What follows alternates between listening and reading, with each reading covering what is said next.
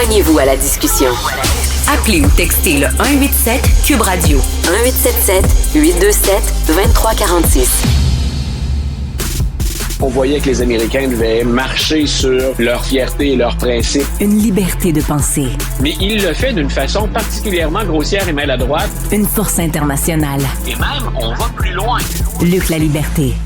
Luc, probablement comme toi, je suis un grand fan des uchronies. Alors, une uchronie, c'est quoi? C'est que se serait-il passé si? Qu'est-ce qui se serait passé si Hitler avait gagné la Deuxième Guerre? Philippe K. Dick a écrit un roman là-dessus. Ouais. Qu'est-ce qui se serait passé si Lindbergh avait été élu président des États-Unis? Lindbergh était un isolationniste, un antisémite. Philippe Roth a écrit un roman là-dessus.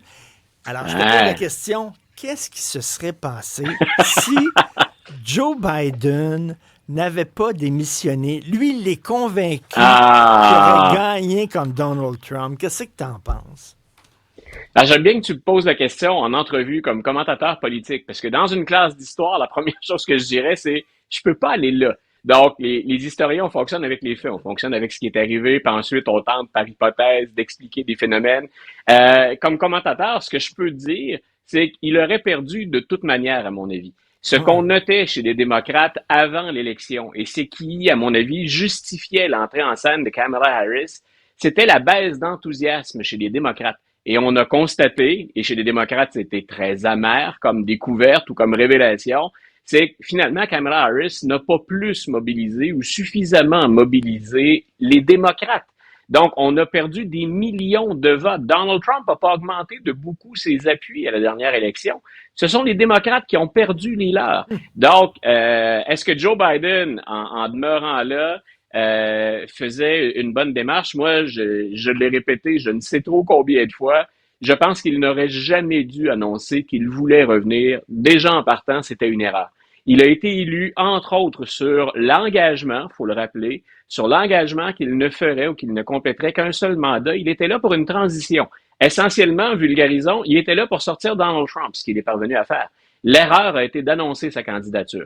Ça a privé les démocrates d'une vraie course pour remplacer Joe Biden.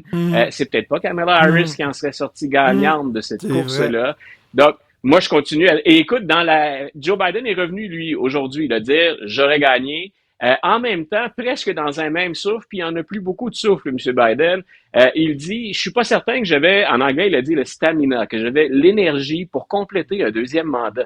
Il se trouve à répondre lui-même ou à contredire sa première information.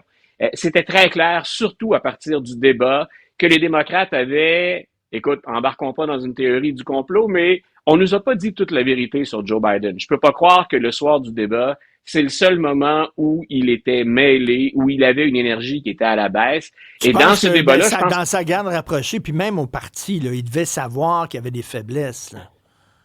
Ben, écoute, c'est... même Donald Trump a paru... Je sais pas si on se rappelle, on retournera pas là, on n'a pas le temps, mais je sais pas si on se rappelle du débat, mais je pense que même Donald Trump était décontenancé de le voir dans cet état-là. C'est comme, attendez un peu, j'ai pas d'adversaire ce soir, là, il se passe quoi? Il est même pas là. Donc, il y a une présence physique, mais sinon, ça s'arrêtait là, même s'il améliorait un peu sa performance. Donc, Joe Biden, pour moi, c'était pas la solution.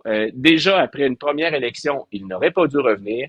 Je pense que les démocrates avaient pas le choix. Quand on exerce des pressions sur un président en exercice et que des gens comme Barack Obama interviennent en coulisses pour tirer des ficelles, c'est qu'on est convaincu que les chiffres ne nous permettent plus de l'emporter. Puis je pensais, moi, quand Kamala Harris s'est lancée, qu'on était parvenu à au moins énergiser la base du parti. Ce qu'on voyait, ce qu'on nous présentait, c'était une énergie nouvelle. Je me disais, ben, on prend une chance, on peut construire là-dessus. Et finalement, même ça a été insuffisant. Plus que la candidature de Mme Harris, c'est, ils étaient où les démocrates pour, parler aux leurs, et visiblement, c'est difficile, et visiblement, ils parlent plus aux autres, parce que les autres, ils sont restés à la maison ou ils ont enregistré un vote pour Donald Trump. Écoute, est-ce qu'on est des Américains dans notre tête? Jack Kerouac qui a quitté Le Canada qui est allé là-bas et qui est devenu une figure légendaire de la culture américaine. Will James, qui était, mon Dieu, l'oncle de Jacques Godbout, de l'écrivain Jacques Godbout, c'était son oncle. Ouais. Will James, Ouais. qui est parti du Québec, qui est allé là-bas et qui est devenu un cow-boy mythique aussi, important pour le cœur des Américains. Est-ce qu'on est plus Américains qu'on le croit, Luc? Moi, je pense que oui. Écoute, j'entre en classe dans une dizaine de jours. Et la plupart du temps, dans le premier cours, il y a toujours une activité où je demande aux étudiants de se définir. De définir ce qu'est un Québécois. Ce sont essentiellement des Québécois. J'ai très peu d'immigrants récents. Donc, c'est des gens qui sont nés aux États-Unis et au Québec, pardon, la plupart du temps. Puis je leur dis, écoutez, regardez nos origines. On peut remonter aux Premières Nations, on va remonter à l'arrivée des Français, à la conquête britannique, puis ensuite, à nos rapports avec les États-Unis. Expliquez-moi ce que vous êtes comme Québécois. Et ils sont presque gênés à la fin de constater, gênés parce que parfois on a un drôle de rapport avec les États-Unis ici, mais certains ont un malaise en disant finalement on est beaucoup plus américains dans notre culture qu'on peut être français. On a une culture ou des origines françaises, c'est vrai. Il y avait déjà des influences entre les Premières Nations et les Français dont on a retenu plusieurs choses, ne serait-ce qu'au niveau du langage. On a des institutions qui sont britanniques, mais je pense pas qu'on le soit devenu au-delà de ce qu'on a été appelé à faire au plan politique. Puis ensuite, depuis la Première Guerre mondiale, le 20e siècle, fin 19e, mais 20e siècle surtout, ce qui entre ici comme influence, c'est essentiellement une influence américaine. Je pense qu'on est un peu plus mondial maintenant en 2024, mais je dirais que la société qui a eu dans le dernier siècle le plus d'influence sur notre façon de vivre, de nous développer dans notre culture, dans nos valeurs, je pense que ça demeure la culture américaine. Et autant je suis fier d'être québécois, autant je reconnais ces influences-là. On est des Nord-Américains, les Américains et nous, et ça a influencé. On a des choses communes, même si on a pris des directions opposées parfois par la suite, on a quand même un bagage commun, puis ne serait-ce qu'une vie sur un territoire qui a des similarités. Ben oui, on n'est pas les Français qui vivent en Amérique, on est les Américains qui parlent français. Non, voilà. Merci beaucoup, Luc. À la liberté, à demain. Merci. Bonne fête.